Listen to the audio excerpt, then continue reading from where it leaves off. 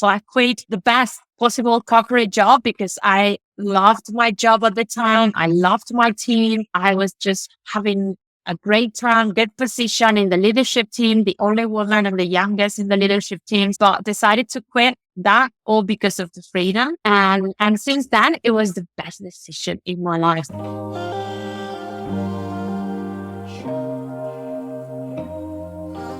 Let's start with something personal. I've heard that SCAR is not your real name. Can you share the story behind it and why you chose it? Okay, that's great. So my real name is Celia, so that's nothing to do with that. But SGAR comes from my two last names. In Spain, we have two last names, Sanchez and Garcia. So that was my nickname when I started on social media a long time ago. So on my Facebook account, on my private Instagram account, I put myself as SCAR because I didn't want to be found. That was my way to kind of hide. But since last year, I was trying to develop my personal brand and I was like, okay, Sanchez, I was looking for a domain, celiasanchez.com. And then I realized there was a revolutionary Cuban lady that was fighting with Castro, so very popular. So of course, for CS strategy, Celia Sanchez was not an option. Also, the domain was like super expensive. And I was I was in Sri Lanka actually with my friends. And I was like, guys, we need to do a brainstorm. What can I do for my personal brand? And they were like, just put yourself SCAR. You've been Celia SCAR since we know you. And I'm like, no, but this is my nickname. And I'm like, but can you not link it to your, to your processes, to your framework? And at the time I was working on a vendor management framework that was called Partner, procure, assess. Mm-hmm. And at the end I was like, oh, hang on a second. I can use this SGAR for sourcing, governance, assessment, and relationship. And that aha moment that we were like, okay, then SGAR will be. So in April last year for my birthday, the 14th of April, I changed my name from Celia Sanchez, which was my real name, to Celia SCAR. Many people associate you with procurement, but as you've said, it's not exactly your background. Can you tell me your story? Yes. So actually, I ended up in doing vendor management by chance. It all started when I was living in London and I had to come back to Spain. And so I applied for a job in a consultancy company as a customer because I studied languages at university. So I don't have a technical background either. I studied translation. That's why I also speak a few languages. And I applied for a job as a customer service. But they hired me for the IT department. They call me, they say, we want you, but not for the customer success, for the customer service role, but to the IT department. I'm like, but why? I mean, I like computers, but I don't have an IT background. They say, yeah, but we saw you, in the interviews, your communication skills, the languages that you speak, and we'd rather teach you what you need to know about IT rather than hire an IT person and teach you your communication skills or your soft skills. And I was like, okay, I'll give it a try. Why not? And since then, at the end of the day, I was a quick learner and I learned a lot. And actually, I stayed in that consulting company for like 7 years, where I moved from different departments, from support activities to project management to account management, which then helped me to do the step when I then moved to the client side. And I was working with suppliers, I was managed to better understand the business. So that's how I ended up doing vendor management, because for me, the way I see vendor management is the bridge between suppliers and the clients. So what is interesting about my profile is that I know very well how a supplier works inside out, but also I work for big corporations like PepsiCo, Nestle, Zurich Insurance, and Danone. So I know very well what the business needs. So it was all by chance, but at the end of the day, your certifications and your studies are always a good help. But based on my experience, at the end, the real experience for me, it's been on the job, because it's true that I don't have a technical technical background, but I've been working in IT for 16 years and all my colleagues, they were engineers. And at the end of the day, we were able to do the same job. So you step into vendor management by accident, we can say that. But what made you stay in the space? For me, I love vendor management. It's because I love people. I love connecting with people. And for me, as I said, the way I see vendor management is to help the bridge for the suppliers to connect with the clients, and the clients to connect with the suppliers. So the best thing about vendor management is the connection with the people, and I love people. So that's why I decided to stay, and how by coincidence, but I found my ikigai because I love to connect with people. I love to talk to people, help them to solve problems, and leverage best practices that then I can adapt, based on my experience that I did in other companies. That's the idea, to create my own framework, is to be able to help other businesses to make their relationship with their suppliers more effective and get the best value out of their suppliers. So this is for me what it's driving me, because I think more and more companies are investing on third-party vendors, and more and more. And now we saw the recent report from the Future of Work that the idea is that companies are investing more on freelancer and third-party companies, but vendor management is still not a big thing. It's true that everyone talks about procurement. Even on LinkedIn, there's a lot of great people talking about procurement process and how they can bring more value. But what I'm noticing is that, or based on my experience when I was working with procurement, is they're so busy preparing all of these RFIs, RFPs, contacting the vendors, selecting the vendors, negotiating the contracts. And once the contract is signed, they basically say, they move to the next thing, and they leave the contract for the business or just pretty much for the vendor to see, and they just jump in. Whenever there is an issue, it's about, most of the time, it's too late or it's too costly. So my mission is to make people to understand more about vendor management, to see the value of vendor management, and implement those vendor management best practices and framework, because this way you can anticipate and be more proactive instead of being firefighting all the time. So if you already have a vendor management in place where you have your vendors, you segment your vendors, and then of course, if you have limited resources, then you focus on the more strategic vendors, applying the Pareto rules that the 20% of your vendors will drive 80% of the value.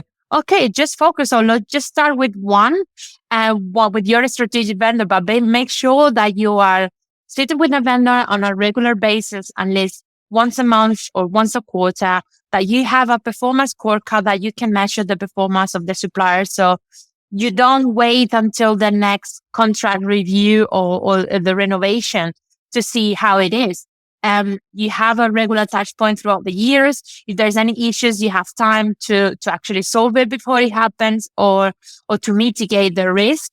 And also it gives some more data and power to procurement for the renegotiation, because if the vendor, it hasn't been performed very well during the year, you have the tools to say, but then we are going to renegotiate better deals, or we're going to put this clause into the contract that you need to reach at least 4 out of 5. Otherwise, you're going to give us some penalties, or you're going to give us something in return. So I think having a vendor management framework is very important, and not many companies are investing in real on this, or at least that's from my point of view. Everyone talks about SRM, but very few companies are really implemented. So that's my main. So when you talk about vendor management system or vendor management framework, are you talking about the tool itself or the process? I'm talking about the process. I'm talking about the process, okay, because I think first are the process and then are the tools. So for me, I'm talking about the process that as I mentioned at the beginning, on my vendor management framework, it's called SGAR. So it has 4 pillars. We have the S for the sourcing. So select the right vendors that fits with your needs. Segment your vendors. Make sure that you assign resources internally to manage the strategic vendors. And there is someone accountable on the business side, on the procurement side, or vendor management side, and on the vendor. And then once you have those key vendors identified, then you move to the governance. And for the strategic, I'm talking mainly about the strategic vendors, but then of course you can scale it up But let's say that for our strategic vendors, the way I see, you need to have at least 3 layers of governance. You have the monthly operational, let's call it like a pyramid. So on the base, you have the operational meeting. That is the day-to-day activities that normally the business should have with the suppliers. And on KPI, if there is a project, to check the milestone. If it is support, check about the tickets, the open, the close, the age tickets. So, like normal day-to-day activities.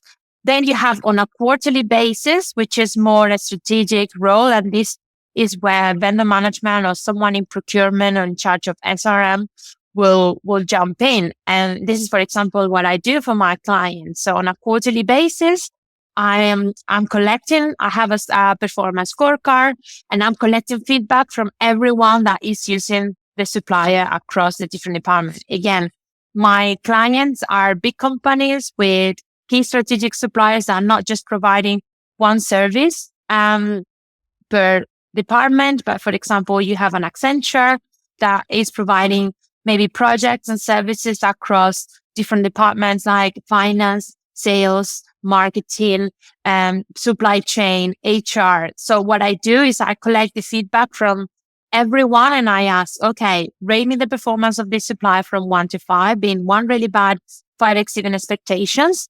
And I do that for all departments. So what I provide is an holistic view across all the different departments for the vendor performance. So the top management or procurement as well, can see how well the vendor has been done throughout the quarter. And then I know an analysis this quarter versus the previous quarter with things that went well, things that didn't go well. And if it didn't go well, what is the action plan that we can track, improvement plans? So this is what I call the QBR, the quarterly business review, the quarterly performance reviews. And what I also have procurement that is coming and is also providing some updates on the commercial relationship with the supplier. So at the end, let's say I take the feedback from the business, I take the feedback from procurement, and this way I put it all together and you have an holistic view on how well the vendor is doing.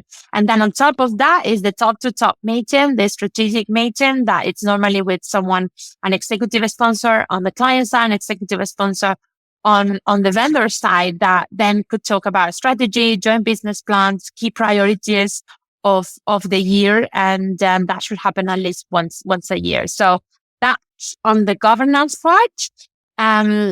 Then we have the assessment that, as I said, it's a performance scorecard that I use. And it's, in my case, for the strategic suppliers, I have 4 areas. I have operations, which is around performance SLA. So for example, if it is project implementation, you will have delivery on time, delivery on quality, delivery on budget. Then I also have another area, which is around partnership. And partnership, it's let's say more subjective, but I think it's important for me to have in one scorecard both subjective and objective KPIs, because sometimes it happens what we say in IT is the watermelon effect. That KPIs are green, but then the end user experience is really bad.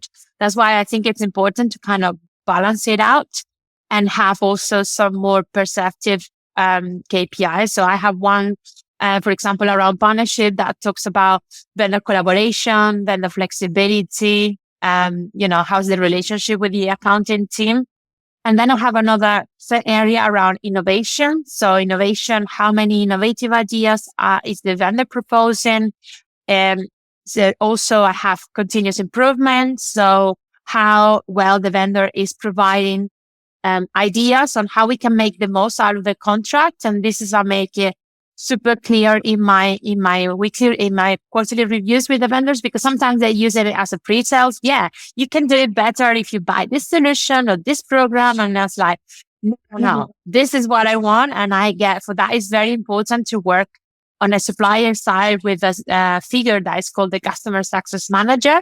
And these people, basically what they do is to make the most out of the contract and help us to utilize much better the resources that we need. Well, normally the account manager is normally sales and try to sell something, but this customer success manager is how we can make the best out of the contract. So this is an exercise I'm also due on the assessment side. And then the last part of the pillar is the relationship, which for me is the key, because at the end of the day, this is business and it's people to people. So it's always important to keep a good relationship with the suppliers, have a clear communication, regular communication, and especially to work on win-win, on a win-win strategy.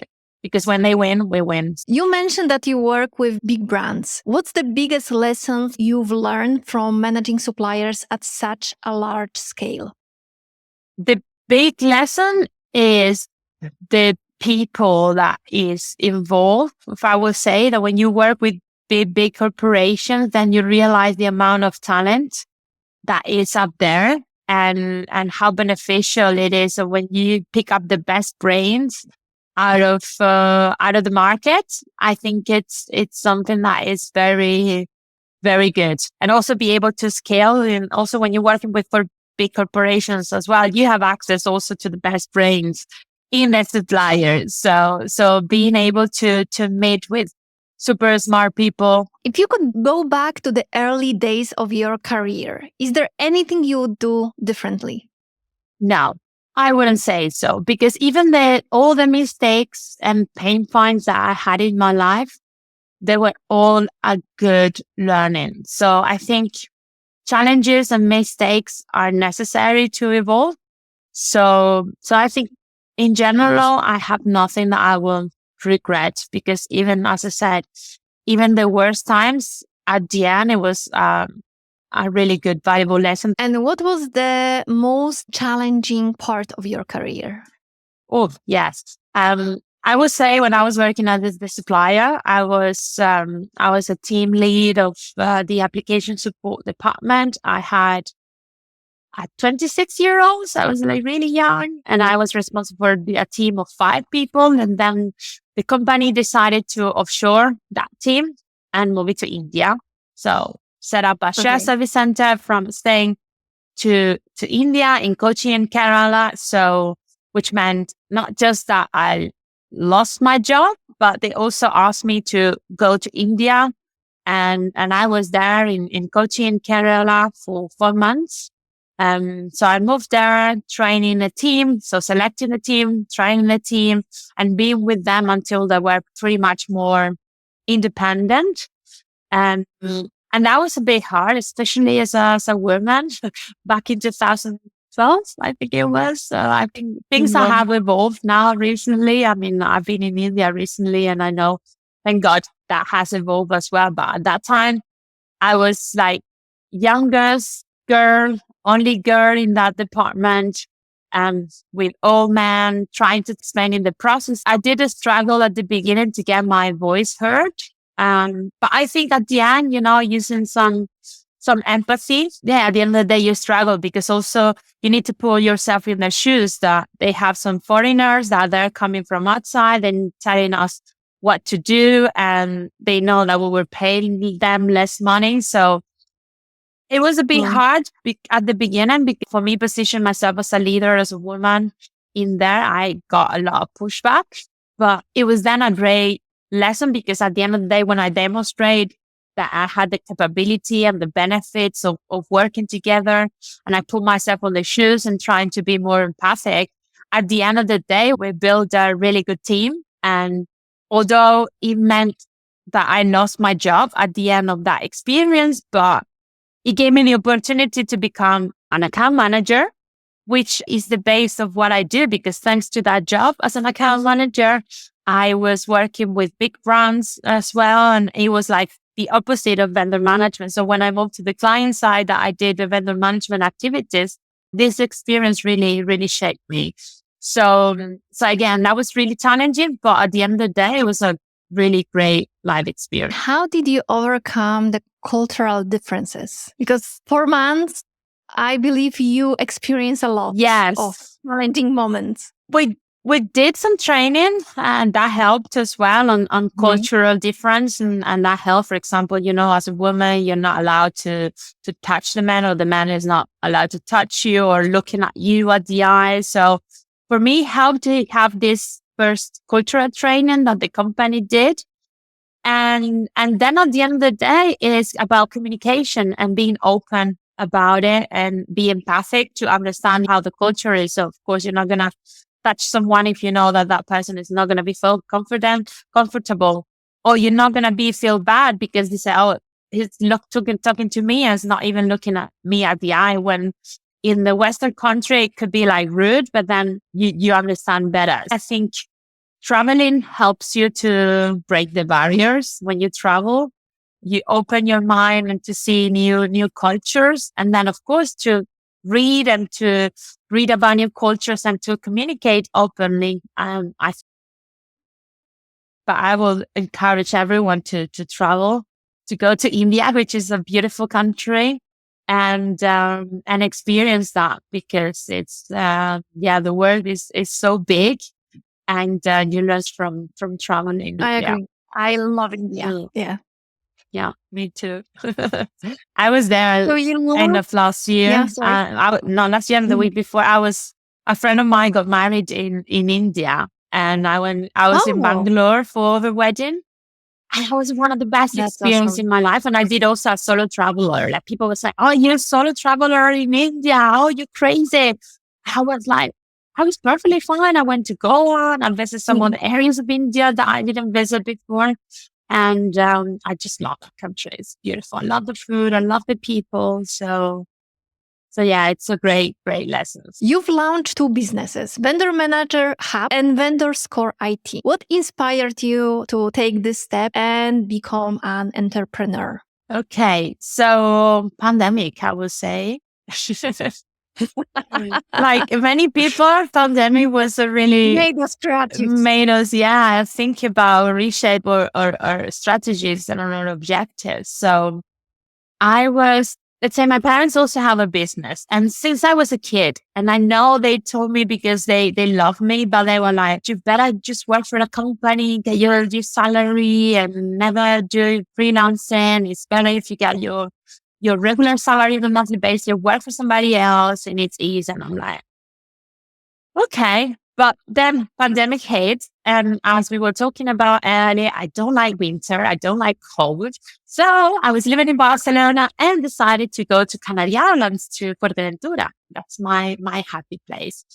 I was like, because I love surfing. I see the surfboard up there. So yeah, it's like, okay, let's go surfing. So I was supposed to go for 2 months and I ended up 6 months in 2021. And then decided to, okay, for the following year, I'm going to do the same. In winter, I'm just going to spend, I will live in Barcelona the rest of the year, but I just want to spend 2-3 months in winter in the Canaries. So I did. And, I was like super happy. I was delivering as expected, like the best results I had. My team at that time also was very happy because my mental health was amazing, where in some of the areas in Spain, they were in full lockdown. I was there in an island with good time. I was able to surf, and, it was like really having a good work-life balance. I'm like, okay, this is what I want to do. And then at the end of 2022, the company decided to go back to the office 50% of time. And although I tried to negotiate and say, hey, I don't mind to come to the office every day because I love people. It's not that I like to work from my cave, but all I wanted is 2-3 months in the Canaries. But unfortunately, that was not possible. The company said that they couldn't make any exceptions, although I was working for a global company with global people. So I was always in meeting with people from all over the world. So, I understand that it's always good to have people connection, but anyway, it didn't work out. So I put myself on LinkedIn and I said open to work, which by the way, LinkedIn, I love it for many reasons, but I never handed a CV. All the jobs opportunities or all the businesses I've got, it's been through LinkedIn. So bless LinkedIn. It's been amazing. So I put myself on LinkedIn, and literally a week after, I got a call from an agency in the UK saying, oh, we have a client that they're looking to implement a VMO, vendor management office. Would you be interested for it? Well, you need to be a freelancer. And I'm like, okay. So I did the interview. I liked the client. The conditions were great. And I'm like, okay, cool. So I quit the best possible corporate job because I loved my job at the time. I loved my team. I was just having a great time, good position in the leadership team, the only woman and the youngest in the leadership team. So like really, it was good for me. But decided to quit that all because of the freedom. And since then, it was the best decision in my life. That's how I set up this vendor management hub, which is That's the awesome. vendor manager hub. That's my consulting company because, yeah, just let's do it and give it a try. So since then, I've been for 3 years doing consulting and I'm loving it. And Vendor SCAR, it was born last summer. And this was an idea when I was working with one of my companies, and I was the global vendor manager for 3 of the strategic suppliers. And what I realized is that we were spending hundreds of millions in IT, but we were measuring the performance of the suppliers using spreadsheets. I was like, there must be another way. So I ran an RFI and went through lots of systems. But what I realized is that all available tools I found were procurement tools with, source to pay modules, but just a tiny, tiny model on performance management with a few KPIs. And then, of course, that wasn't for me an option because the procurement team was already using Ariba. So that was not an option. Or on the other side, I had this super fancy vendor management solution that could do the work and both the stars. And I was like, too much, too expensive, of course, to implement, too expensive to maintain. And I was like, I'm not really going to need all of that. All I need is a simple system to put my scorecard and my KPIs, and that's it. So because I didn't find it, I decided to partner up with a friend of mine who has a development software company. And that's how we created Vendor SCAR. And we are launching into production this week. And I'm very excited. I don't have kids. Like, this is like my child, because it was born out of me. It was an idea I always had. And it's a very simple but very effective tool to use the scorecard. So anyone with zero technical knowledge can set up your KPIs, your areas, launch the scorecard in like literally 3 clicks, create a scorecard, select the period, Q4 for this vendor launch. And everyone that needs to complete this scorecard will receive a notification email, and then I will get the results directly in a dashboard. So again, we're still in kind of in a pilot phase, but I think it has a lot of potentials because it's really easy to use and it's really also cost effective. So why not? Your story is very inspiring. I can tell you that because you left very comfortable space and comfortable spot in your career. As you said, you were working for a big company. You had a great place there and you were happy. Yeah. And you decided to leave from your comfort zone, right? Yeah. And start something else, and you love it, you succeed in it. So I think you are a great inspiration for a lot of women out there, and not only women, a lot of people. So awesome. Thank you for sharing that story with me. My pleasure. I'm glad it helped. So what do you think is the biggest opportunity for innovation in vendor management and procurement today? I think, of course, innovation, when everyone talks about innovation, they talk about the big word now, which is AI. So artificial intelligence. It's everywhere. But to be honest, I think we still need to fix a lot of problems in the roots. So I would say before talking about AI and innovation, I will really encourage many procurement teams and vendor management teams to actually review the actual process that they have. I think we should start improving our processes first by using these new methodologies like design thinking or Lean Six Sigma to be more efficient with our processes. And then we can talk about which tools out there could help us to automate the process or to bring leverage from AI. But I think we'll still need to do a lot of work in terms of processes. We still do a lot of manual processes and in very inefficient processes. So I will I think that we should start first to review processes using these methodologies, and then to use technology to boost it. Absolutely. So simplify the process first. Simplify and harmonize processes across departments, across activities, across categories. I agree. And I have a feeling that everyone is talking about AI. It's popular, right? But while everyone is talking about AI, I don't think people know how to implement it. They probably don't know how to work with it. And I'm not sure that all the companies are ready for it. Yes. Right? So yeah, I agree with you. It's like a step approach. Yeah, you want to implement it, but first you need to clean up the house. Because if you use AI and your house is not clean, you're going to have a shiny, dirty house. Exactly. You need to clean your house first, and then you apply AI to make it like more brilliant. Yeah, AI will not fix your problems, right? You have to fix it, and then AI will help you to boost it and to put it to the next level. I agree. Yeah. But I think many companies are just jumping into AI first without really reviewing the processes and improving the processes. So it's going to be a mess. I can guarantee you. I agree.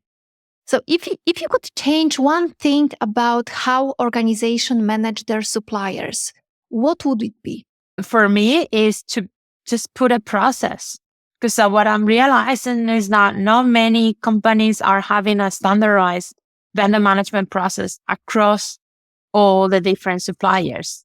They don't. They just work on the silos. So I work in finance and I have my suppliers in finance and I manage my suppliers in finance in a way.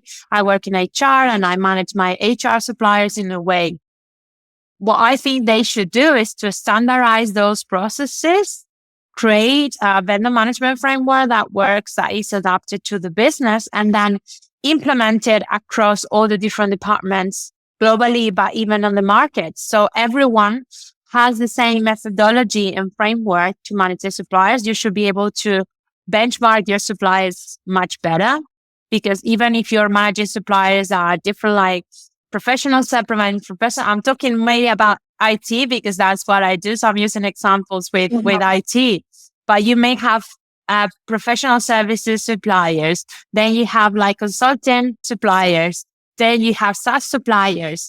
Okay, but if you're using like a standardized scorecard, for example, in my case, that you have operations, partnership, innovation, and procurement, you can change the KPIs behind it. So for example, if it is professional services that I was saying, implementing a project, then you can have delivery on time and quality on budget on the operations part. But if it is a SaaS, then maybe you have pickup time, availability time, resolution time. So you have KPIs that are linked to a SaaS supplier, but the actual framework is the same. You still have operations, partnership, innovation, and procurement. So it will allow you to kind of benchmark your suppliers better. So I think that's what companies needs to change, and it will bring a lot of value because you can improve what you can measure. So it's important that you standardize your process, that you measure the performance of your suppliers, and then it will give you more insights to better renegotiate deals. So let's jump into more personal questions. You made an exciting decision to move to Portugal. What inspired that move? Was it personal, professional, or a mix of both? It was a bit mix of both. So as you can understand, based on my previous talks, I don't like to stay a lot in my comfort zone. I like to challenge myself. And I was living in Barcelona for 9 years. And again, I loved Barcelona. I had all my friends there, all my connections there. I have a lovely apartment in Barcelona. So, but at some point I was like, I kind of need something else. Again, I'm not, I like to step out of my comfort zone, just the way I am. I like to change. And I was like, let's try another place that I could live, now that I'm a digital nomad and I could work from everywhere. So where can I go that the weather is similar to Spain, that the food is also so good, that it's not too far. It's not Bali or Sri Lanka or Australia, So I said, well, I love surfing. So I'm like, why not Portugal? And also because of the business as well, being here as a digital nomad as well in terms of taxes and business setup, here is much easier, especially as a Spanish, because if you're a foreigner and if you go to Spain, you get the same tax benefits I'm getting for living in Portugal. Okay. But as a Spanish person, being in Spain already as a freelancer, the first 2 years, you still have some subsidies, let's say, from the government that is helping you. But after the second year, it's really hard for a freelancer. And for me, honestly, that my business is not in Spain, it's more globally. It didn't make for me much sense to kind of stay in Spain. So I was like, okay, let's move to Portugal and set up my business there. And it's been great because also it's allowing me to expand my network. It's true that in terms of businesses, there's no much going on as it's in Barcelona yet. But I kind of linked and connect with a lot of freelancers and entrepreneurs here. There is a community for digital marketers that I attend, and I'm very active with them because they do talk about entrepreneurship, and it's been great as well, the connections that I'm building here in Portugal. And at the end of the day, I'm like literally 1 hour flight from home. So it's not too bad. And it's a beautiful country. If people don't know it, it's like they should come because it's just beautiful. It's the food is amazing. The people is great. The coffee, the wine, it's like, I'm very excited. Although, I came on my own. I didn't know anyone, but I did the same when I moved from Granada, from my hometown to Barcelona. When I moved there without knowing anyone. And now it's going to be a year in April. And now I have a good group of friends and supporting people that is really like making my experience here really, really, really happy. So if you were not in vendor management, what do you think you would be doing? Okay. I think I would love it. And I still have this idea in mind. So maybe if I early retired, although I don't think I will retire as such because I really love my job. So I would love to have like a hostel or a co-living space for like digital nomads, because I'm been a digital nomad myself. So, and I love to travel. And then when I realized it's like, maybe, you travel all around the world and you see some of these hostels that are not maybe for 20 years old, but for people that are nearly 40, like me, like kind of set up this kind of co-living space for people that are more than 30, let's say, but I still want to experience the world and maybe set up like a hostel close to the beach where there's a surfing spot. And there's also a co-living space for digital nomads to come to work from there, to surf in the morning or in the afternoon, and have a space there for entrepreneurs.